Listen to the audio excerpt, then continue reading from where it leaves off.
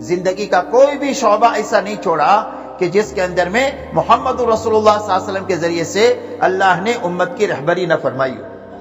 اس لیے فرمایا ہم نے دین کو تمہارے لیے مکمل کر دیا اور اپنی نعمت کو تمہارے پر تام کر دیا دین کے راستے سے، اس لیے کہ جس کسی کو بھی اللہ کے خزانے سے انعامات ملیں گے وہ صرف دین کے راستے سے ملیں گے۔ اور یہ فرمایا وَرَضِيتُ لَكُمُ الْإِسْلَامَ دِينًا، اور ہم نے تم کو پسند کر کے اسلام دیا، تمہارے لیے اسلام کو پسند کر کے دیا۔ اللہ جو پسند کر کے دے وہ تو کتنا انسانوں کے مفاد میں ہو سکتا ہے، انسان اس کو سوچ بھی نہیں سکتا۔ اس لیے میرے دوستو اللہ کی طرف سے یہ مطالبہ ہے ہر ایک مرد اور ہر ایک عورت سے کہ اپنی زندگی میں پورے دین کو لائیں۔ یہ دعوت اور تبلیغ کی جو محنت ہے پوری دنیا میں، یہ اپنی زندگی میں پورا دین لانے کی محنت ہے۔ میری زندگی میں پورا دین آئے، میرے گھرانے میں آئے، میرے بچوں میں آئے، اس کی محنت ہے۔ اس لیے کہ جب دین پورا آئے گا تو اللہ کی مدد آئے گی، اور اگر دین ادھورا ہوگا تو دنیا میں نقد مصیبتیں آئیں گی۔ ہاں، ادھورے دین سے کبھی اللہ کی مدد نہیں ہوتی ہے۔ اسی لیے حضور صلی اللہ علیہ وسلم کی زندگی نمونہ ہے کہ جب بدر میں ایمان اور اتباع کامل ہو گئی تو آپ دیکھو اللہ کی مدد میں فرشتے اتر کر امت کی مدد کیا۔ لیکن حنین میں تھوڑی سی کمزوری آئی اور ان کے اوپر اعتماد آیا کہ ہم اتنے سارے ابھی کر لیں گے، اللہ کی مدد چلی گئی تو آپ دیکھو بہت بڑی جماعت ہونے کے باوجود پہلے شکست ہوئی، اور جب ان کو احساس ہوا اپنی غلطی کا اور جب توبہ کیا تو اللہ نے ان کی شکست کو فتح سے بدلی کیا۔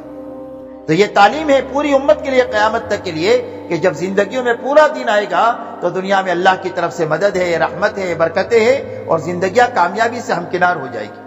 تو یہ محنت اس بات کی ہے کہ ہماری اور پوری امت کی زندگی میں پورا دین آئے۔ اب دین کیسے آئے گا؟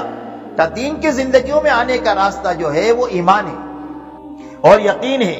زندگیوں میں جو دین آتا ہے وہ صحیح یقین کے راستے سے آتا ہے۔ اسی لیے سارے نبیوں کی زندگی میں اگر آپ دیکھیں گے کہ جس زمانے میں بھی اللہ نے نبیوں کے ذریعے سے انسانوں میں دین کو چلانا چاہا تو سب سے پہلے نبیوں کو حکم یہ دیا گیا کہ انسانوں کے دلوں پر محنت کرو تاکہ ان کا دل کا یقین صحیح ہو جائے۔ اس لیے کہ جب تک دل نہیں بنے گا جب تک آدمی کا بدن نہیں بن سکتا۔ آدمی کی آنکھ دل کے تابع ہے، اگر دل اچھا ہے تو آنکھ صحیح چیز دیکھے گی، اور اگر دل برا ہے تو آنکھ سے برا عمل نکلے گا۔ آدمی کا دل صحیح ہے تو آدمی کے ہاتھ سے اچھا عمل نکلے گا، اور اگر دل برا ہے تو ہاتھ سے ظلم اور چوری چکاری اور گناہ کے کام نکلیں گے۔ اسی لیے حدیث پاک میں فرمایا الا ان فی الجسد لمضغہ اذا صلحت صلح الجسد کلہ واذا فسدت فسد الجسد کلہ۔ فرمایا انسان کے بدن میں گوشت کا ایک لوتڑا ہے، اگر وہ درست ہو جائے تو سارا جسم درست ہو جائے گا، اور اگر وہ بگڑ جائے تو سارا جسم بگڑ جائے گا۔ اور یہ فرمایا وہ انسان کا دل ہے۔ اس لیے سارے نبیوں کی محنت کا میدان جو ہے انسانوں کے دماغ نہیں ہے، انسانوں کے دل ہے۔ سارے نبی دلوں پر محنت کرتے ہیں کہ انسان کا دل بن جائے، دل بن گیا تو پوری اس کی باڈی بن جائے۔ اب دل کا بننا کیا ہے؟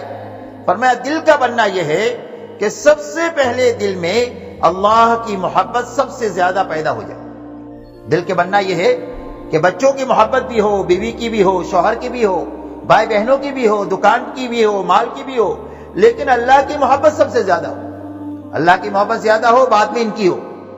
یہ دل کا بننا ہے۔ اگر اللہ کی محبت کم ہو گئی اور ان چیزوں کی محبت زیادہ ہو گئی تو دل بگڑ گیا۔ اسی لیے فرمایا الذین آمنوا اشد حبا للہ۔ فرمایا ایمان والوں کی شان یہ ہے کہ ان کے دلوں میں اللہ کی محبت سب سے زیادہ ہے۔ تو سب سے پہلے اللہ کی اتنی محبت دل میں پیدا ہو جائے جو اللہ کی اطاعت پر ہمیں کھڑا کر دے۔ عربی کا ایک شعر ہے فَإِنَّ الْمُحِبَّ لِمَنْ يُحِبُّ مُطِيعُ۔ فرمایا جس کو جس سے محبت ہوتی ہے آدمی اس کی بات مانتا ہے۔ بچوں سے محبت ہو تو بچوں کے جائز ناجائز سارے ڈیمانڈ آدمی پورے کر لے۔ بیوی سے محبت ہو تو بیوی کے جائز ناجائز سارے ڈیمانڈ پورے کر لے، اور شوہر سے محبت ہو تو بیوی شوہر کے سارے جائز ناجائز ڈیمانڈ پورے کر لے، اس لیے کہ جس کو جس سے محبت ہوتی ہے وہ اس کی بات مانتا ہے۔ تو فرمایا سب سے پہلے اللہ کی محبت سب سے زیادہ دل میں پیدا ہو جائے۔ بیوی سے، شوہر سے، بچوں سے، ماں باپ سے، کاروبار سے، مال سے، گھروں سے سب سے زیادہ محبت اللہ کی زیادہ، جو ہمیں اللہ کی اطاعت اور فرما برداری پر کھڑا کرنا۔ دوسری بات دل کا بننا یہ ہے کہ دل کے اندر میں اللہ کا ڈر پیدا ہو جائے کہ اللہ دینے والے بھی بڑے اور اللہ پکڑنے والے بھی بڑے۔ ان بطش ربک لشدید۔ فرمایا تیرے رب کی پکڑ تو بہت بڑی ہے، ان اللہ عزیز ذو انتقام، اللہ تو غالب ہے اور بڑے بدلہ لینے والے ہیں۔ تو اللہ کا ڈر دل میں پیدا ہو جائے، جو ڈر ہمیں گناہوں سے بچا دے۔ اس لیے کہ اللہ نے قرآن میں کرنے کی لائن دیا ہے اور بچنے کی لائن دیا کہ یہ کرو یہ نہ کرو۔ تو کرنے کی لائن زندگی میں جو آئے گی وہ محبت کے راستے سے آئے گی، اور بچنے کی لائن زندگی میں جو آئے گی بچنا وہ ڈر کے راستے سے آئے گا کہ اللہ کی پکڑ کا ڈر آ جائے کہ جو ہمیں گناہ سے بچا دے۔ تیسری چیز دل کا بننا یہ ہے کہ دلوں میں یہ یقین آ جائے کہ ہماری زندگی کے بننے کا تعلق نہ ملک سے ہے، نہ مال سے ہے، نہ سونے چاندی سے ہے، نہ ڈگری اور عہدوں سے ہے، ہماری زندگی کے بننے کا تعلق ایک اللہ کی ذات کے ساتھ ہے۔ اللہ ہی زندگیوں کو بناتے ہیں اور اللہ ہی زندگیوں کو اجاڑتے ہیں۔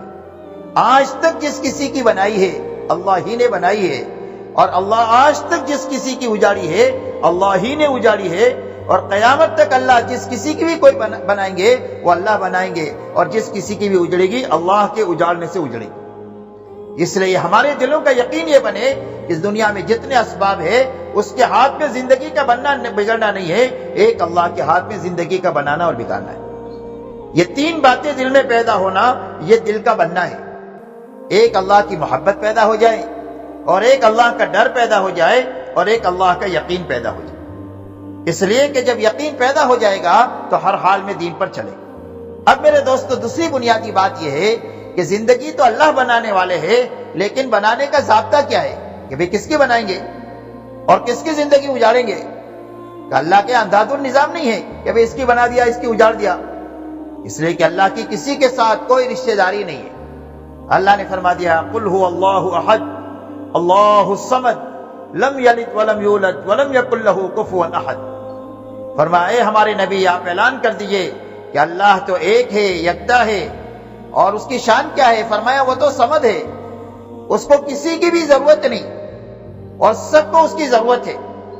اس کا کوئی باپ بھی نہیں ہے، اس کا کوئی بیٹا بھی نہیں ہے، اس کا کوئی ہمسر نہیں، اس کا کوئی کنبا نہیں، اس کی کسی کے ساتھ کوئی رشتہ داری نہیں۔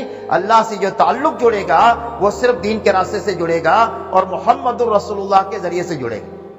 اس لیے یقین پیدا ہو جائے کہ اللہ زندگی بنائیں گے اور بنانے کا ایک ہی ضابطہ ہے اور وہ محمد الرسول اللہ ہے۔ سارے راستے بند ہیں اللہ تک پہنچنے کے اور جنت تک جانے کے سوا ایک ہی راستے کے، اور وہ راستہ ہے محمد الرسول اللہ کا۔ اسی لیے اللہ جل شانہ نے قرآن پاک میں اعلان فرمایا قل ان کنتم تحبون اللہ فاتبعونی یحببکم اللہ ویغفر لکم ذنوبکم واللہ غفور رحیم۔ اللہ جل شانہ فرماتے ہیں کہ اے ہمارے نبی جی آپ اپنی زبان مبارک سے اعلان کر دیجئے کہ اگر تم میں سے جس کسی کو بھی اللہ سے محبت کا دعویٰ ہے کہ مجھے اللہ سے محبت ہے تو اس کی دلیل یہ ہے کہ میرے پیچھے پیچھے چلو، یعنی محمد صلی اللہ علیہ وسلم کے پیچھے پیچھے چلنا یہ اللہ سے محبت کی دلیل ہے، اور آپ کے پیچھے چلے بغیر جو ہے وہ محبت کا دعویٰ یہ جھوٹا دعویٰ ہے۔ تو فرمایا میرے پیچھے پیچھے چلو۔ جب محمد صلی اللہ علیہ وسلم کے پیچھے چلیں گے تو فرمایا کہ اللہ تمہارے سے محبت کرے۔